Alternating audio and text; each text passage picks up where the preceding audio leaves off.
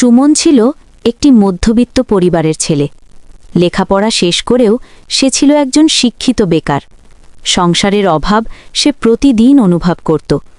বাবার বয়স হয়েছে, আয় কম, সংসারের চাপ দিন দিন বাড়ছিল। পরিবারের পাশে দাঁড়ানোর ইচ্ছা থাকলেও সুমন কোনো উপায় খুঁজে পাচ্ছিল না।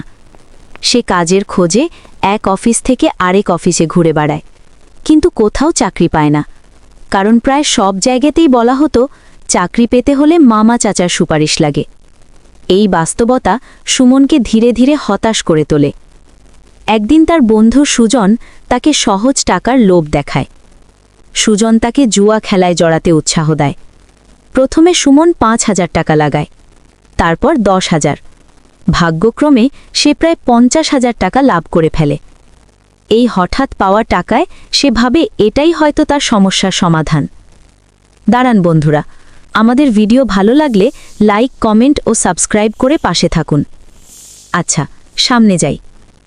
এই লোভে পড়ে সুমন তার বাবার কাছে ব্যবসার কথা বলে ২ লাখ টাকা নেয়, কিন্তু সে টাকা ব্যবসায় না লাগিয়ে গোপনে জুয়ায় লাগায়।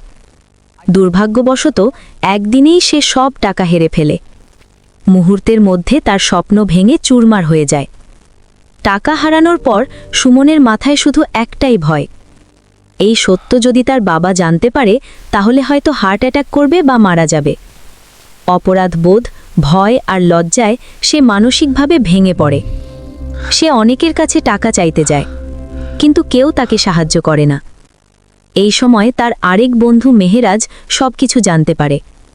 মেহেরাজ তাকে শান্তভাবে বোঝায়, ভুল পথে কখনো শান্তি আসে না। সে সুমনকে ৫০,০০০ টাকা দেয় এবং বলে, এই টাকা দিয়ে বাজারে ছোট একটা কাপড়ের দোকান দাও। সৎভাবে ব্যবসা করো, নিয়মিত নামাজ পড়ো আর আল্লাহকে স্মরণ করো। বন্ধুর কথায় নতুন সাহস পায় সুমন।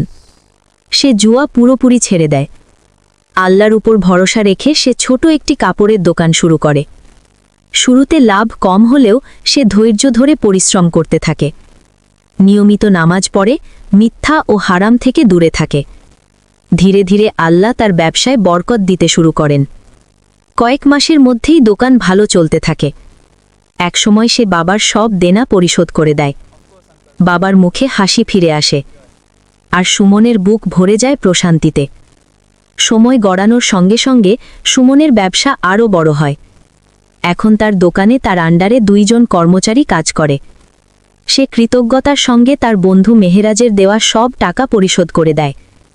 এই জীবনের অভিজ্ঞতা থেকে সুমন একটি বড় শিক্ষা নেয়। মানুষ শুধু চাকরি খোঁজে, কিন্তু খুব কম মানুষই চাকরি দেওয়ার জন্য ব্যবসা শুরু করে। যদি সুমন শুরু থেকেই ব্যবসা করত এবং আল্লাহর উপর পুরো ভরসা রাখত, তাহলে হয়তো তাকে এমন ভয়াবহ অবস্থার মধ্য দিয়ে যেতে হতো না।